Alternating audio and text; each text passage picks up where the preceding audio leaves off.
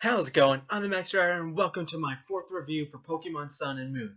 It has been some time since I did the third review, and mostly because I've been busy at work, but I finally was able to find the time and keep playing in both Sun and Moon, and I've hit a point where I think it's time for me to do the fourth review. So when we last left off, we had completed Alima's trial, and so after completing his challenge, we then had to go and find Lily because she was missing, which was just a little bit of a story. Pretty much just learn even more that Lily doesn't like to see battling between. She doesn't like to see Pokemon get hurt, and Cosmog keeps running away from her. So pretty much the same old with Lily.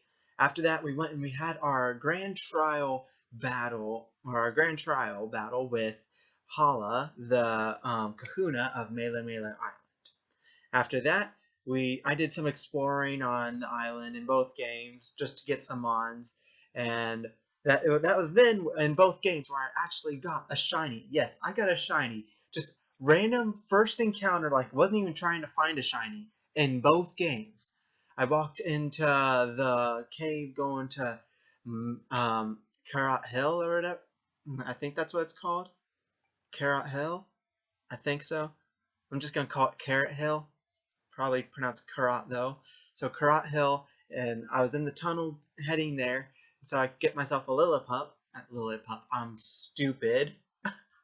A Rockruff. I was going to get myself a Rockruff when I encountered a shiny Zubat. First thing that came to me when I walked into the tunnel was like, boom, green, shiny Zubat. I'm like, what? What the heck? Really? Seriously? So I snapped that up. Then in Moon, and that was in Sun. Then in Moon, while I was going to get my Lillipup, and I am gonna flip if I keep calling him Lillipup.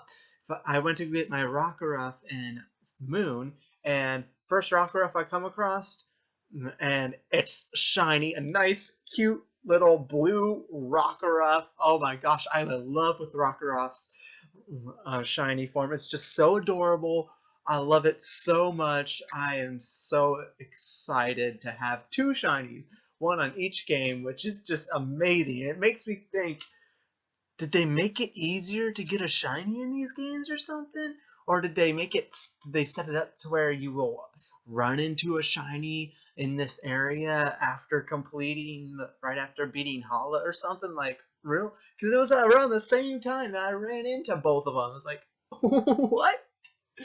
But anyway, so after that, we finally went to the second island, the Akala Island, and we met who I'm imagine is the Kahuna. I don't remember correctly if they said they were the Kahuna or not. I don't think they did, but I imagine they're the Kahuna.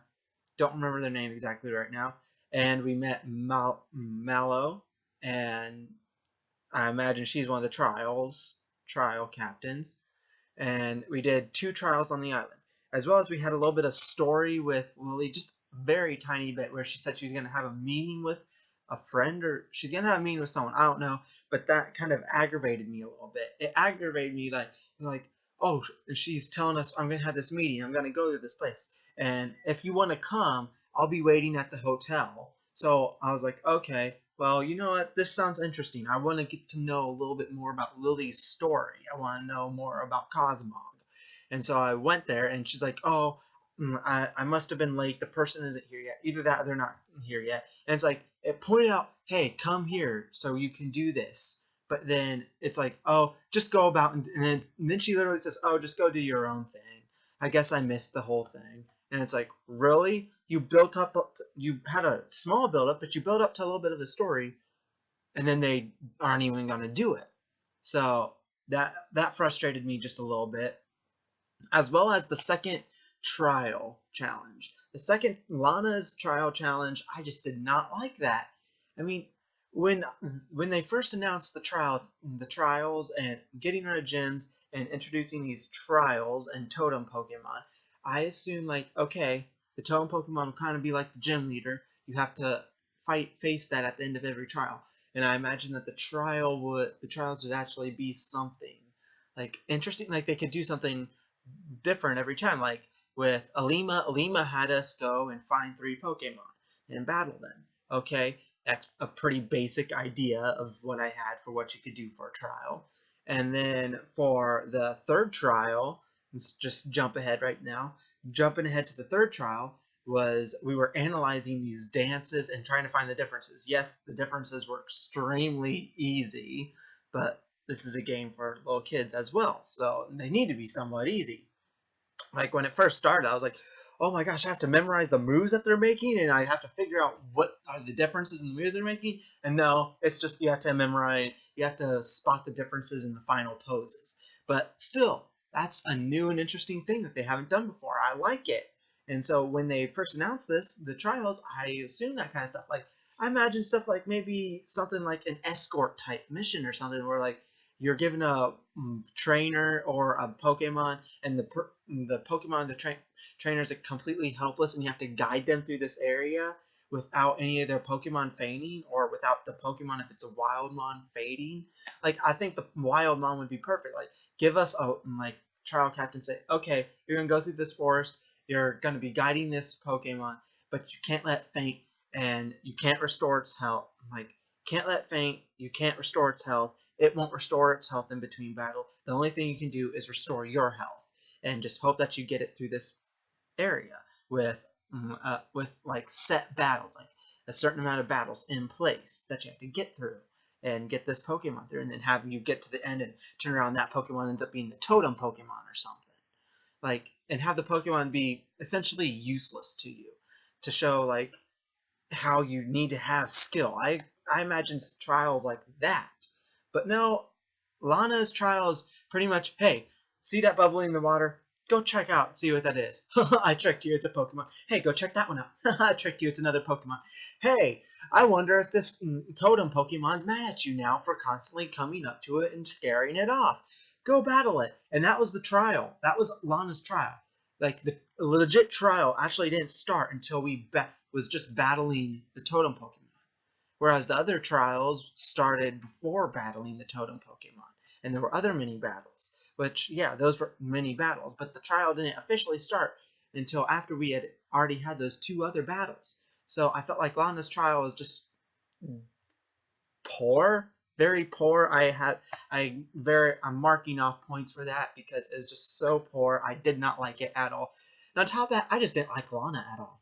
Lana is just not a character I found myself liking at all. Like, she's telling you something and it's like, oh, I'm joking, or oh, you seriously thought I was telling the truth?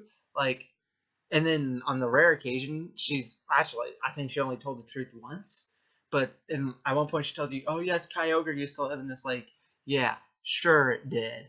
Oh, I knew you'd see through that lie. And then she says something at the very end, and she's like, and you're like, well, I know you're lying now. Or you're like, are you, so you are telling the truth now? And she's like, well, what do you think? I just did not like that character at all.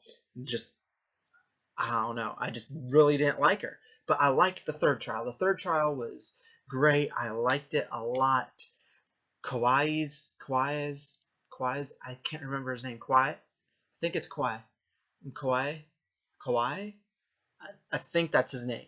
Whatever. Just gonna call him Fire Dude. Fire Dancer Dude. Fire Dancer Dude. I like this trial. I like him. I wish we could battle him. I want to battle some of the trial captains. Like, I want to, like, we battled Lima. I want to battle all the trial captains. Because I want to find out, okay, did they really deserve to be a trial captain? I mean, come on. Especially Lana. I want to battle that girl and figure out, okay, is she that strong? Does she really deserve to be a trial captain? I mean, seriously. But we also met a new character named Gladion, and I really like Gladion. He's this very emotionally mixed up character. Like, he's kind of sounds like he's free. He works freelance for um, Team Skull, and I'm starting to warm up to Team Skull too because they're not as annoying anymore. The other people are actually starting to be like, oh, they're a little bit of afraid of them on this second island. I don't know, maybe the people on Melemele are just like so OP that they don't need that they don't fear Team Skull, and they just find him as a nuisance. But the people on Akala, they're actually the few that actually mention him. They're kind of like, yeah, some scary people called Team Skull. Watch out for them. Mostly it's Lily saying that, and she's she's afraid of stuff anyways. So, but anyways, so we meet Gladion. I really like him. He seems like the person that doesn't really know what what really motivates him is just helping Type Null.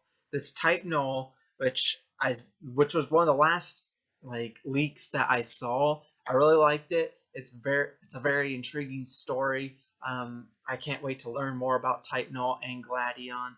And Gladion's just very intriguing. Like he doesn't it seems like he doesn't really want to work with Team Skull, but that's the only way he's going to achieve his goal of helping Type Null.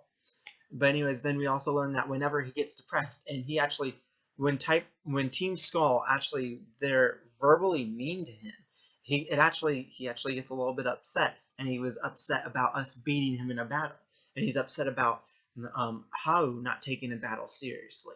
That he goes to the battle royale, and he says, "Yep, this is the only," and he's pretty much just talking. This is the only thing that can make me happy when I'm upset. I don't know why I always end up back here when I'm upset. I guess I can just drown my sorrows in the cheering crowd. Like I can't wait to learn more about him. He's gonna be the character. Definitely gonna be a character where we're constantly fighting against them, but then in the end, he's gonna make a good decision. He's gonna switch sides, and he's gonna end up becoming good. I have a feeling. I mean, that's just the vibe I'm getting from him. That's the way. The way they're setting up his story. That's how I see him turning out in the end. And I'm glad because I really like him. He's just a confused guy, and I can't wait for him to finally see his mission through, or maybe his mission will ultimately fail. I don't know. I'm just glad to see Gladion. I can't wait to learn more about his story. Um, and we also learned in Gen 7, that they got rid of the daycare. No more daycare. But instead, in daycare's place, they have a nursery. And I really like the nursery idea. I like it a lot more than daycare, because that was the one downside. I put my Pokemon in the daycare only to breed. The downside was they'd train them and they'd level up, and they'd even teach them new moves. Sometimes moves that I wouldn't even want the Pokemon to know. And so, like, I'm glad that they got rid of the daycare and they introduced the nursery. And in the nursery, they don't level up the Mons, they just breed them.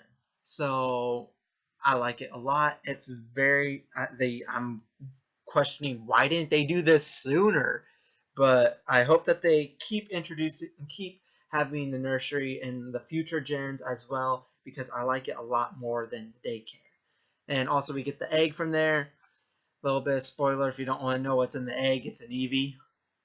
It's an Eevee. So, and then we have another Pokemon. Actually, we get a bunch more rideable Pokemon. We get Charizard, which is so the Pokemon. These rideables are pretty much taking the place of all the HMs, because we have Charizard that flies. We got a Lapras that surfs for us, and they take the place of some of the items too. Tauros is like our bike, and Stoutland, which we just got, which I wish they had done the intro to him, like explained him differently. He's our item finder. Like they just say, hey, you can ride on Stoutland, and he'll sniff out items for you.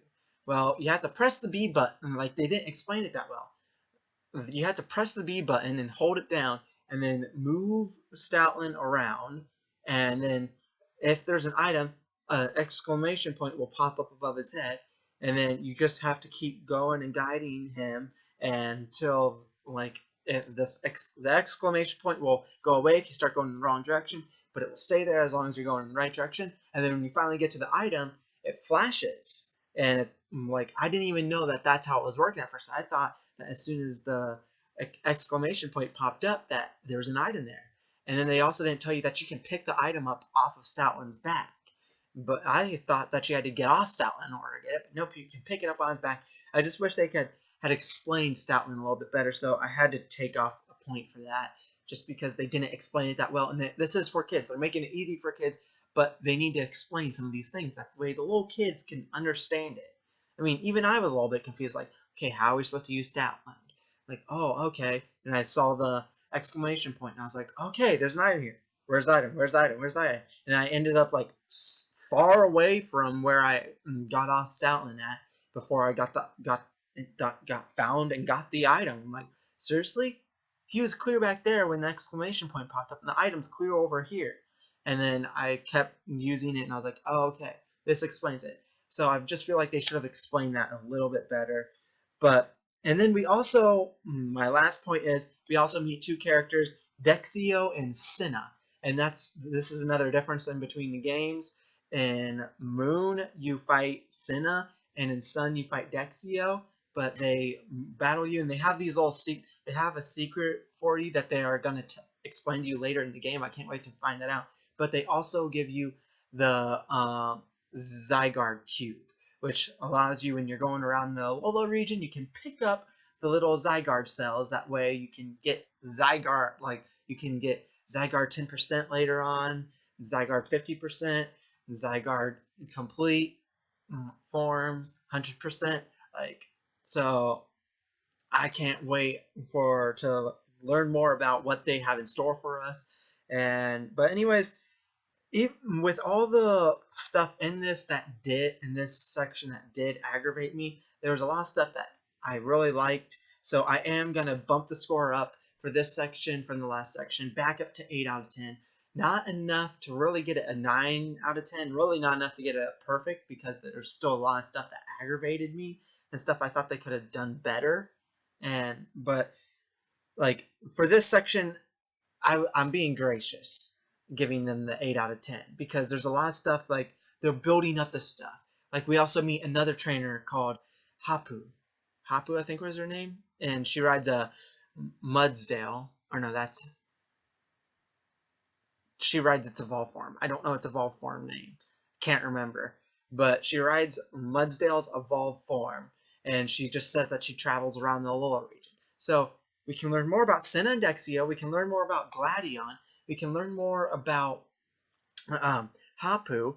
And then we have Story. Oh, and we have Story that should be starting sometime soon with Lily. That's what I really want. I want that Lily story to really begin, because all we know so far is that she took Cosmog from someplace.